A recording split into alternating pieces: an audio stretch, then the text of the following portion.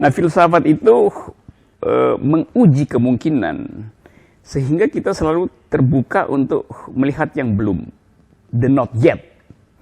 Itu yang membuat saya merasa lebih hidup atau lebih terangsang untuk belajar filosofi itu.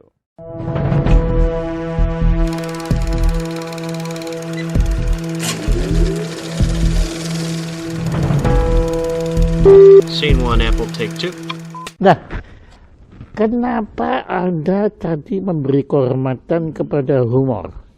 Bahwa itu luar biasa sekali loh, bahwa Anda tadinya kan saya pikir Anda bicara fiksi, kemudian Anda akan bicara eksistensialisme, Descartes atau macam-macam begitu. Tapi Anda langsung ngomong tentang humor, itu mengejutkan saya. Humor itu buat saya itu pelajaran logika dalam bentuk lain sebetulnya. Jadi kalau kita ganggu logika orang, dia tahu dia terganggu, dia akan tertawa itu. Jadi tingkat itu sebetulnya hanya orang yang IQ-nya lebih dari 200 sekolah yang mampu humor itu. Karena itu perlu abstraksi loh itu. Buat lain kalau humor slapstick itu semua orang bisa lakukan. Jadi kita ingin humor yang benar-benar ya tingkat profesor gitu. Seperti Pak Jaya tuh humornya tingkat profesor. Ya, humor yang estetik. Humor yang estetik. Ya, itu bukan humor yang destruktif. Karena dalam humor kan kita sebetulnya mempreteli koherensi dari reasoning. Lalu kita temukan, oh ya, kekeliruan itu menimbulkan kelucuan. Dan ini kelirimologi kalau ya, kelirimologi itu ilmu tertinggi dari ilmu-ilmu itu. Ya, Anda jangan buka rahasia tuh, banyak nggak suka. Ya sebetulnya bahkan saya sebetulnya setelah mempelajari apa yang disebut keliru itu, sampai sekarang saya hanya berani ngomong apa yang disebut karena saya sebetulnya nggak tahu keliru itu apa sebenarnya. Tapi ya saya bilang apa yang kita sepakati disebut keliru. Itu sebetulnya mekanisme peradaban loh. Ya, saya setuju. Ya selama manusia tetap berusaha mendeteksi kekeliruannya, yang pasti ada, karena kita kan tidak sempurna, dan dia berusaha memperbaiki kekeliruannya, itu kita peradaban. Kita mandek, habis kita berhenti. Ya. Jadi ya, yang lurus itu. Dan itu sebetulnya yang Anda lakukan, ya, dengan kritik kan. Ya Anda kan maunya begitu kan, supaya monggo ini saya tunjukkan kekeliruannya. Ya. Nah tolong itu diperbaiki. Sebetulnya Anda itu sayang kan kepada presiden. Sangat. Betul kan? Betul. Nah, lurus itu kan exception dari keliru aja. Karena dasarnya kita semua manusia itu kan falibilis itu. Falibilis artinya memang antropologi kita dihukum untuk berbuat salah sebetulnya tuh. Dikutuk untuk berbuat salah tuh. Jadi untuk berbuat keliru sebetulnya. Jadi keliru itu betul-betul antropologis itu. Dan itu yang menyebabkan pengetahuan tumbuh sehingga betul. Orang mencari metode untuk melihat keliru itu konsisten atau tidak. Semua ilmu pasti itu trial and error sebetulnya kan. Fisika itu kan terus.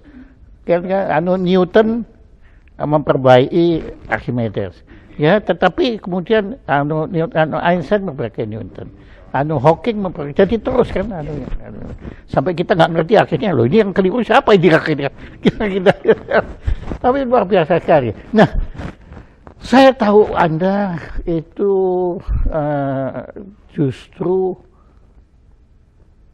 menjadi pengajar di UI, jadi lembaga pendidikan yang paling terhormat di negara kita ini, itu bukan melalui jalur akademis, tetapi melalui jalur pengakuan. Oke, ya bukan mungkin, memang iya. Anda kan sebetulnya gelar akademisnya Anda apa? Nggak ada kan? Nggak ada. Betul kan? Ya. Tapi Anda adalah contoh bahwa apa yang dinamakan ilmu itu bukan semua akademis, tapi dari orang yang ngelakoni, dan Anda ini yang ngelakoni kan situ. Tapi kenapa Anda kemudian bisa menemukan atau menyadari bahwa di atas semua ilmu sebetulnya yang paling tinggi itu filsafat? Itu bagaimana riwayatnya secara personal? Evolusi kecendekiawan Anda itu? Saya pernah belajar di Fakultas Teknik, di teknik, ekonomi, hukum juga, politik internasional. Saya hobi matematik justru. Hobinya fisika, matematik, tapi sekolahnya teknik. Tapi Dan kemudian hukum, saya masuk filosofi. Kalau kita belajar matematik, kita berupaya untuk mengamankan kepastian. Mengamankan? Ya, supaya kita kontrol semua variabel. Waduh, supaya keren itu. Itu mengamankan itu istilah yang keren banget itu. Ya, jadi Anda tahu kalau di situ nggak aman. Apalagi statistik kan itu sangat nggak aman. How to lie with statistic. Yep. Nah, filsafat itu menguji kemungkinan sehingga kita selalu terbuka untuk melihat yang belum, the not yet. Itu yang membuat saya merasa lebih hidup atau lebih terangsang untuk belajar filosofi itu. Itu aja dasarnya tuh. Tapi Anda mempelajarinya secara otodidak? Lebih banyak otodidak sebetulnya. Saya ya, baca sendiri aja. Saya menyelesaikan studi, tapi saya nggak pernah ambil ijazah. Karena bagi saya ijazah itu tanda seseorang pernah sekolah, bukan tanda dia pernah berpikir gitu. Jahat lagi. Jadi waktu saya masuk UI, saya diminta mengajar ya. Nggak dikriminalisir karena penistaan akademik. Oke, jahat. Iya, jadi saya sebetulnya UI Departemen Filsafat perlu pengajar karena kekurangan, lalu minta tolong saya, lalu saya iyain. Saya bilang oke, saya ngajar. Ya, kalau UI sampai minta Anda, ya itu kan, ya padahal kan banyak tuh orang lain yang punya ijazah tadi kan, yang sudah pernah pernah belajar tapi belum berpikir kan banyak kan.